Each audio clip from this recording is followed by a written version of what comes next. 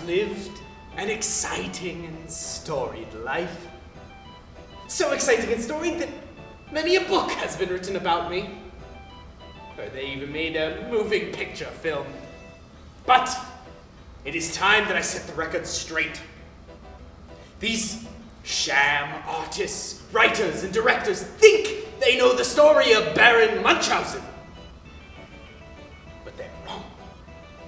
I have yet to hear an accurate account of what actually happened in any one of my marvelous adventures. I feel as though it is my duty to leave behind an accurate and factual record of what really happened there. I was there, so I should be the one to tell the story as it happened. No embellishment or exaggeration for the sake of entertainment. First on my list of stories to correct is the time that I was briefly contained in the stomach of a large fish. Some have called it a shark or even a whale, but in actuality, it was just a very large fish. Now, sit back and enjoy my thrilling tale of my near death by digestion.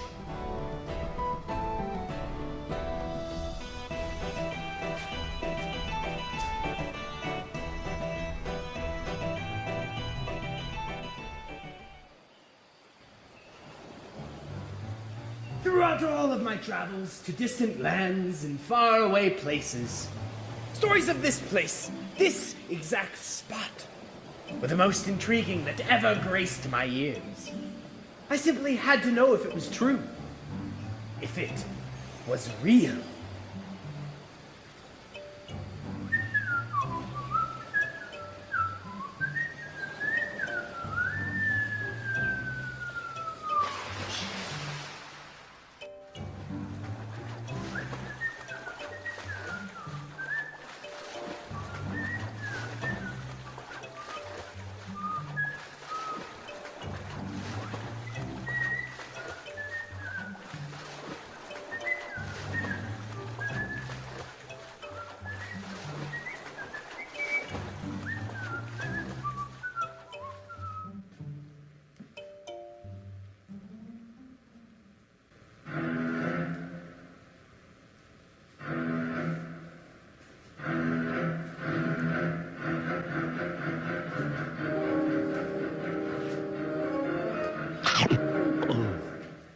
By golly, it's true!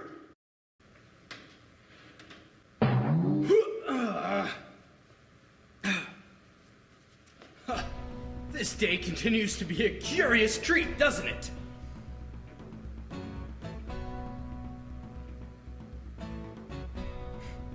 I will win this day, you foul beast! You will succumb to the might and power of the strong and oh so handsome, mighty Munch! Huzzah! Ha! Have at thee! Eat this! Ah! Take that!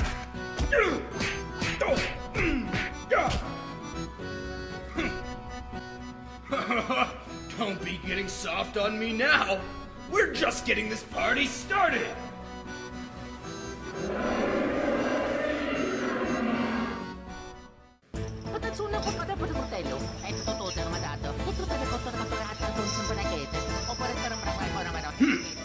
Sounds like Italian sailors might have found my wild hunt.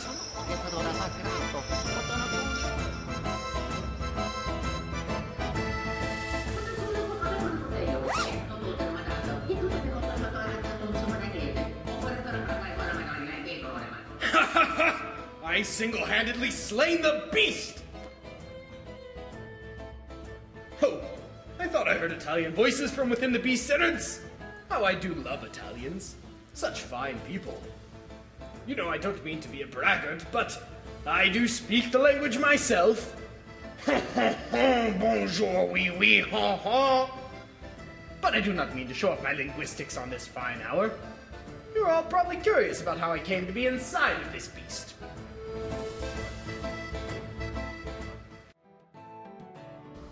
Oh, very exciting, I know. But remember, all of it is true. Now, I know what you must be thinking. And yes, I am really that muscular. Now prepare yourselves for my next tale of a chase on the high seas and my trusty pointer dog.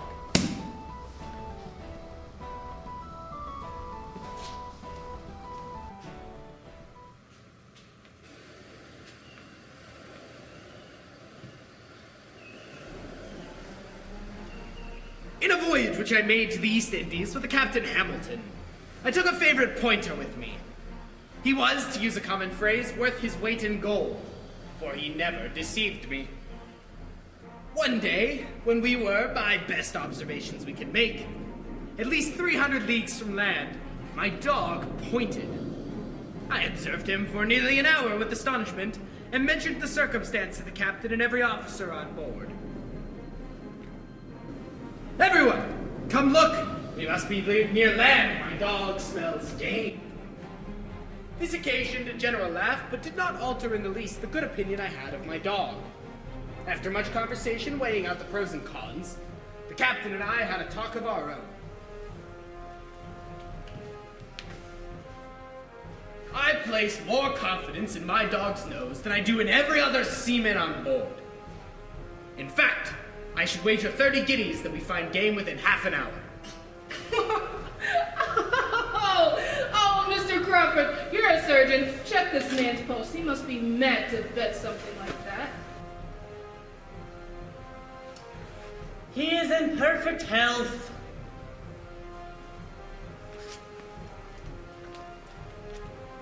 The captain pulled the surgeon to the side to discuss the topic at hand. What they did not know was that the Baron overheard every word. His brain is turned. I cannot with honor accept his wager. I am of a different opinion. He is quite sane and trusts the scent of his dog more than the officers on board. He will certainly lose, and he richly merits it. Such a wager cannot be fair on my side. However, I'll take him up if I return his money afterwards. During the above conversation, Trey the dog continued in the same situation and confirmed me still more in my former opinion. I proposed the wager a second time, and it was then accepted. Done and done.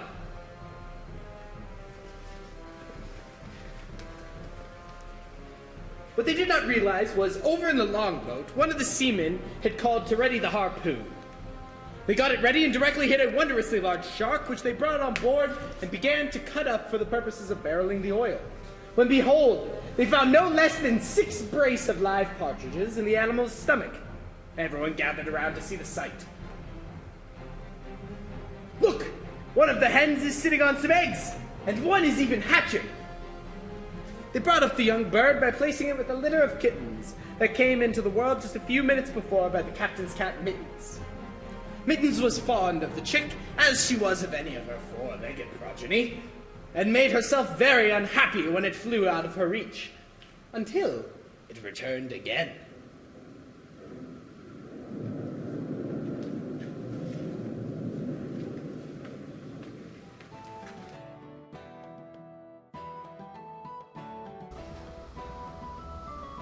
Yes, I know these tales may seem fantastic, but remember, I am a first-person eyewitness in my own story.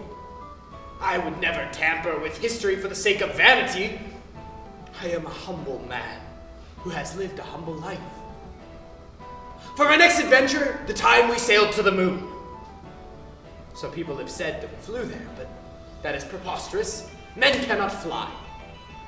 We sailed there on our trusty boat.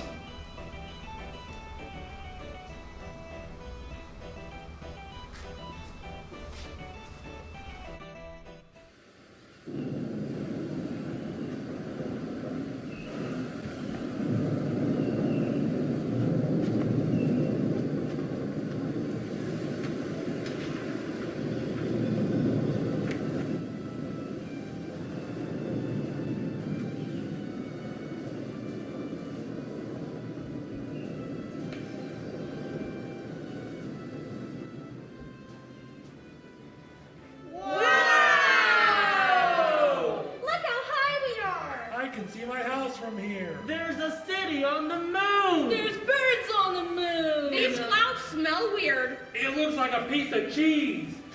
My, what wondrous creatures inhabit this island!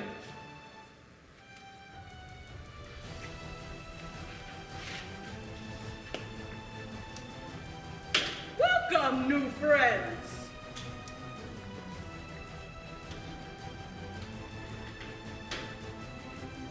Oh, what was that? Is that a radish? Oh yes, that's just the dog warriors throwing their radishes at the sun again. Would you be interested in a commission? Oh, that is very kind, Your Highness, but I think I'd rather see what other marvels there are here to discover. Very well then. I shall give you the royal tour. Get it? The royal tour? I cracked myself up. Your arrival is rather lucky. How so? It's time to eat. You see, we only indulge once a month.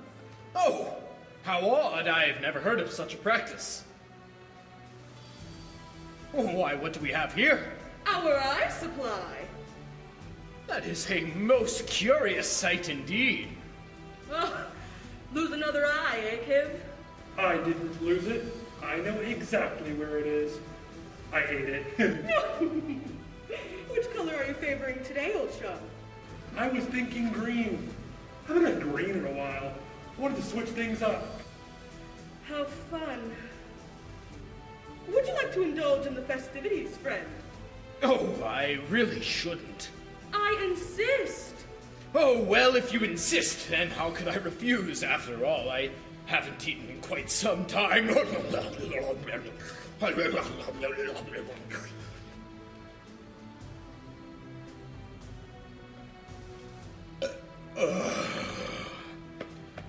That really was delicious, Your Grace. But I'm afraid I've overstayed my welcome. Therefore, I must bid you adieu.